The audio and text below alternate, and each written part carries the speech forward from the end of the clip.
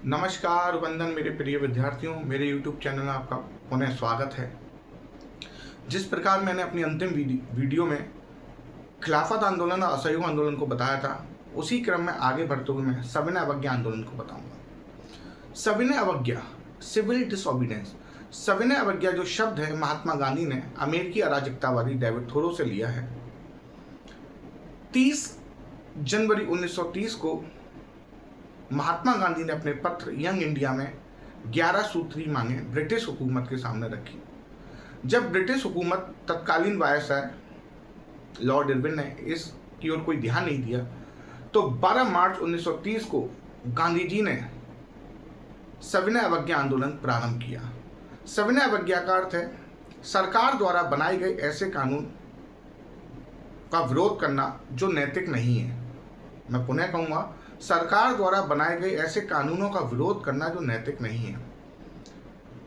गांधी जी ने एक चीज और कहा, मैंने ब्रिटिश हुकूमत के सामने घुटने टेक कर रोटी मांगी थी, लेकिन मुझे पत्थर मिला।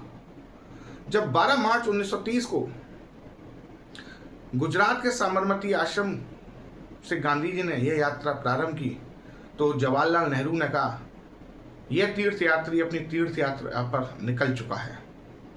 गांधी जी 12 मार्च 1930 को अपनी दांडी मार्च प्रारंभ करा।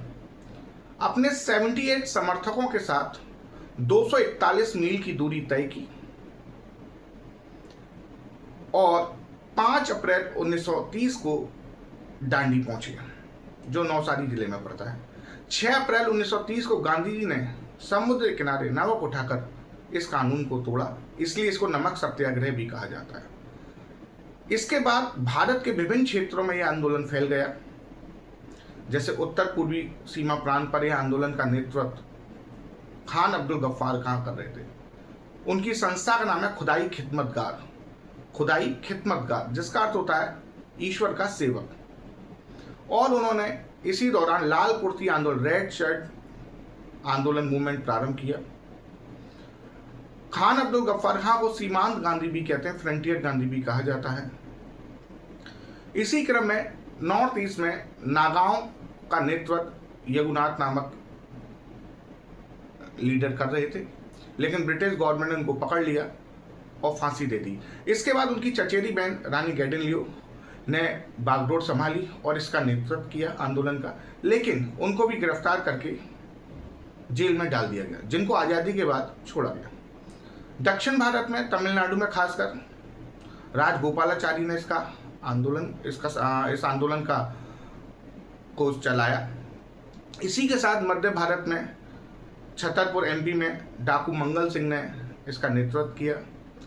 बिहार में चौकीदारी कर ना दो, टैक्स ना दो, कई प्रकार के पूरे भारत में यह आंदोलन का फैलाव हुआ। लेकिन इस आंदोलन का मुख्य केंद्र बिंदु मुंबई में धरसना नमक फैक्ट्री थी। जब गांधी जी को गिरफ्तार किया गया तो उसके बाद अब्बास तैयब जी ने इस आंदोलन का नेतृत्व किया, लेकिन उन्हें भी गिरफ्तार कर लिया गया। उसके बाद सरोजनी नायडू ने इसका नेतृत्व किया। तभी सरोजनी नायडू गांधी जी को, जब उन्होंने 6 अप्रैल 1930 को नमक उठाकर कानून तोड़ा, तो कहा, हे नमक भंजक, तुम्हें मेरा सलाम। यह सरोजनी नायडू ने कथन कहा। धरसना नमक फैक्ट्री पर ब्रिटिश लोगों ने बहुत ज़्यादा अत्याचार किए। वहाँ लोगों, जो आंदोलनकारी थे, लाठीचार्ज किया, कुछ लोग मारे भी गए। इसका पूरा वर्णन अमेरिकी पत्रकार वे मिलर ने अपने न्यूज़पेपर फ्री मैन में किया है। यानी कहीं ना कहीं वे मिलर इस आंदोलन से जुड़े थे, सविनय अवज्ञा से। इसके बाद सविनय अवज्ञा द्वितीय गोलमेज सम्मेलन के बाद पुनः स्टार्ट हुआ, लेकिन फाइनली 1934 में बंबई अधिवेशन में कांग्रेस ने सविनय अवज्ञा आंदोलन को वापस ले लिया। जय हिंद, जय भारत।